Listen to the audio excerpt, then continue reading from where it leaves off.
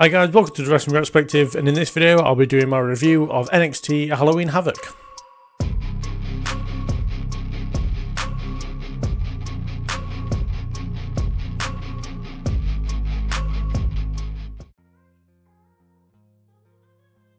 So first up we had Tony D'Angelo successfully defend the North American Championship against Femi in a tables, ladders and scares match.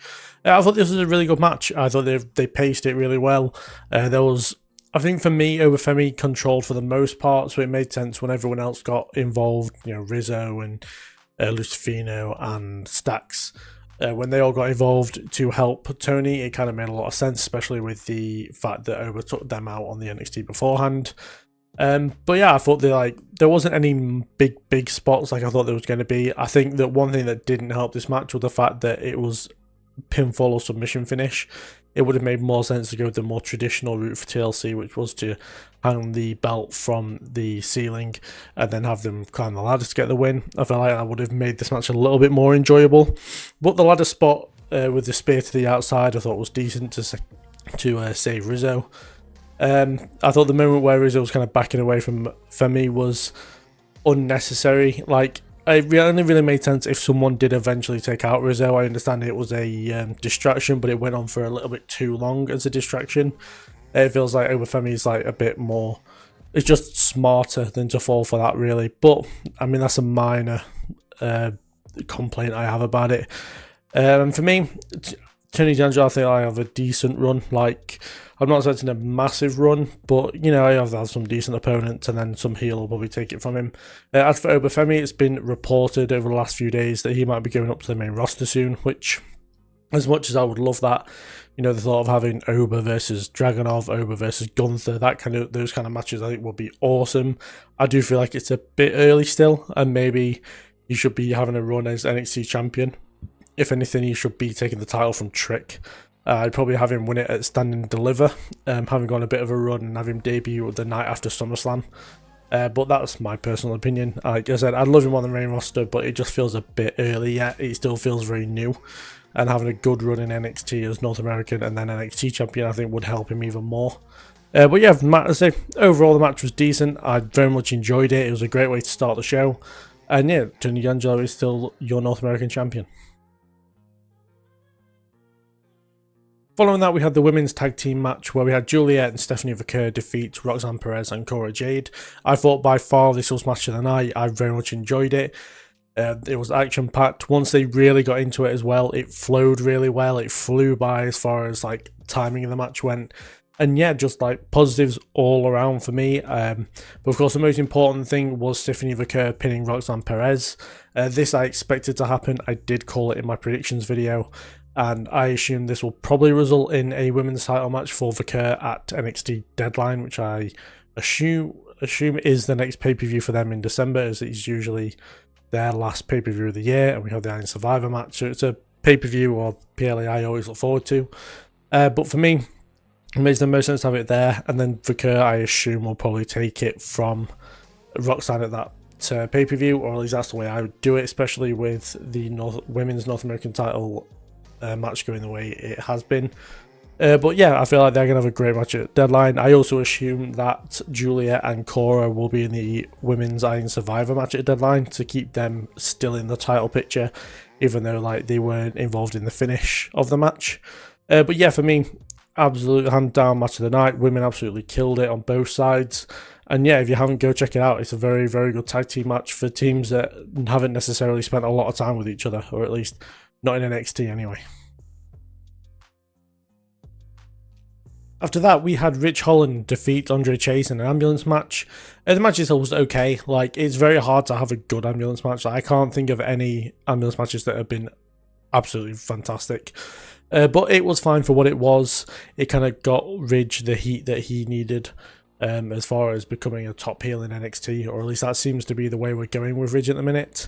I do worry for what Andre Chase and Chase U goes and does after this, as I feel like this gimmick only has a certain amount of legs, and for me, like, apart from Thea Hale, no one really feels like they're gonna get out of the group and go on to big things, unfortunately, or that's at least the vibe I get. Like, Andre Chase is a great wrestler, but, you know, he fits his gimmick perfectly, and it really wouldn't translate on the main roster, I don't think. So yeah, for me, it's like hard to be massively invested in Chase U because I'm not sure how far they actually can go as far as, you know, progression and stuff, apart from just winning titles every so often, which is what they've been doing the last couple of years. And as for Ridge, I say they seem to be making him into the like top heel of NXT. You know, having feuds with Chase U and Trick Williams seems, it doesn't seem to be, it's like the right way to go about it. Really, you've got the two top babyface group and guy, and it makes sense that Ridge would go after him. Not sure how I feel about him going after Trick though, but I'll get into that a bit later on. But as I said, the match itself was fine.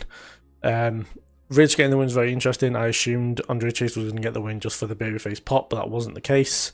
And yeah, I am curious to see what they do with Ridge, just because, you know, there's always that case of, well, is he going to hurt someone, is he not? We don't know. But then sending him down to NXT might be a case of helping him improve so that doesn't happen, and they're kind of restarting with him again as a top heel. So yeah, as I said, I look forward to seeing what happens with Ridge. Chase U I'm really not sure about, but yeah, as I said, it was fine for what it was. Next, we had the gauntlet match where Fallon Henley defeated Kelani Jordan to become the new Women's North American Champion in a match that was pretty decent, to be fair. I was expecting a kind of Jasmine Nix to be squashed, really. JC to put up a bigger fight, and then Fallon Henley to kind of do the last parts really well, and that is kind of how it went. Nix definitely got a very good showing, so did JC and Fallon Henley. In fairness, all three of them looked really good in this match. It made perfect sense that the three of them would work together in the final part of the match to cost Kelani the championship. As far as Kelani goes, I'm not worried at all about like her position or anything like that as far as losing the titles. The women's division is absolutely stacked.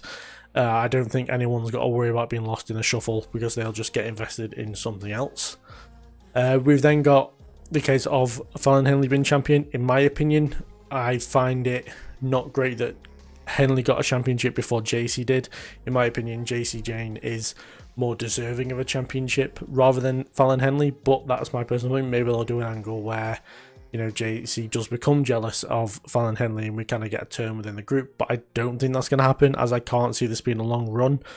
For me, it makes the most sense that either Sol Rucker or, more realistically, Ziara, I think it's Ziara or Delta, as some people know her, that will take the championship from her fairly quickly. It wouldn't surprise me if that happened, and Ziara just kind of ripped through Fatal Influence and took the championship from them. That kind of, I don't know, that's kind of the vibe I got, especially with the attack after the match. But yeah, so for the most part, match was really good. Very much enjoyable gauntlet match. I know sometimes they can go on for a bit of a while, but this one kind of stayed the pace really well. As I said, all the failings was really good. Kelani looked very good in defeat, because obviously if you've already had two matches, technically, and then you're losing on a third one, you're kind of looking strong in defeat. So yeah, for me, it was positives all around and a very enjoyable match, and Fallon Henley is the new Women's North American Champion. I'm just not sure for how long that's actually going to be. And finally, in the main event, we had Trick Williams successfully defend the NXT Championship against Ethan Page in a Devil's Playground match. For me, this was a bog standard no DQ match. Nothing of real highlight really happened. You know, we got some decent stairs spots. We have the sack, which had nuts and bolts in it, which was an interesting choice to go for. At this point, we've had so many variations of what's in the sack that actually, if it's thumbtacks, I'd probably love it. Instead of it becoming quite a cliche thing, it's actually come back around to the point where actually I feel like they get a pretty decent reaction if it was thumbtacks. But yeah, apart from that, nothing of real like highlight or takeaway really happened. It was very standard, very down to the basics. Which is fine, like for the most part. I say it wasn't a bad match. I just expected maybe a little bit more. They brought into the crowd for a bit, they came back round again, and then after the match, Ridge Holland attacked Trick. Really not sure about why they choose Ridge Holland. As I said in the last part, I get they want to make him top heel, but when it comes to Ridge, I'm just not bothered. It's just he's had some really confusing storylines this year, and it's someone I'm not really particularly invested in, but I'm open to having my mind changed if they tell a good enough story between Trick and Ridge. After the match, we had Bully Ray come out to save, or Bubba Ray to save Trick Williams. I assume this will lead to some kind of tag match at the ECW Arena show on NXT in a couple of weeks, where we'll have Ethan and Ridge versus Trick and Bubba. I assume that's the case anyway. I mean, it was decent with saying they got Bubba involved, who was there. He's on a legend contract. Makes the most sense. But yeah, for me, I haven't really got much else to say on this one. It was fine. It wasn't the best match of the night. Probably nowhere close. In retrospect, the women's tag probably should have gone on last, as it was by far the best match. But I'm glad we're kind of moving away from Ethan and Trick, as it feels like this has kind of been done to death at this point, and we need Trick to move on to bigger and better things. And yeah, I don't know, I'm not sure where Ethan Page goes from here, but he has as much personality as anyone could ever need, where he'll be fine with or without the championship. So yeah, as I said, decent match, bog standard no DQ match, nothing really special about it, but Trick retains. So there's my thoughts and opinions on NXT Halloween Havoc. Overall as a show, it was alright. It was nowhere near the strongest PLE that they've put on this year. But, not every single one's going to hit. The tables, ladders and scares match was really good. Women's tag was fantastic. Rest of the card kind of was decent. There was nothing bad about it. It was just alright, and it was fine for what it was. But as in overall sense, the first two matches on the card probably should have been the last two matches on the card, to be fair, as they were the most enjoyable. But yeah, what did you think of the show? What was your favourite match? Do put down in the comments down below. Let's have a talk about it. Any feedback from me would be well appreciated as well. And yeah, I hope you enjoyed the video. I'll ask you to like and subscribe and all that good stuff. Go join the Patreon. It's completely free. I do wrestling watch-alongs every Monday, Wednesday and Saturday about 10 AM UK time. So yeah, go join that if you want to see a kind of different kind of video from me. And yeah, I'll thank you very much for watching this video, and I will see you later.